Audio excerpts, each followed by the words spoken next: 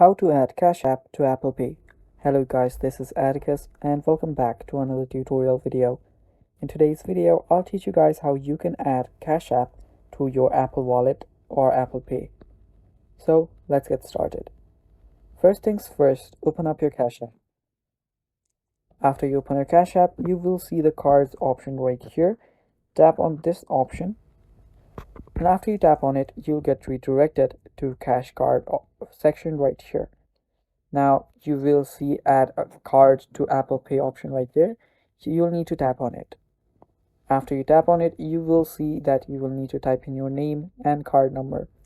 Now this is error, just ignore this error.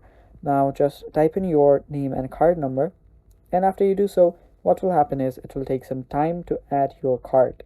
So after it takes some time, you will be presented with terms and conditions which you'll need to agree to. After you tap on agree, your card will be set on your Apple Wallet, and that is basically it. So that is how you add your Cash App to your Apple Pay. And that is all for this video too. Thanks for watching. Stay tuned for more, and bye bye. Take care.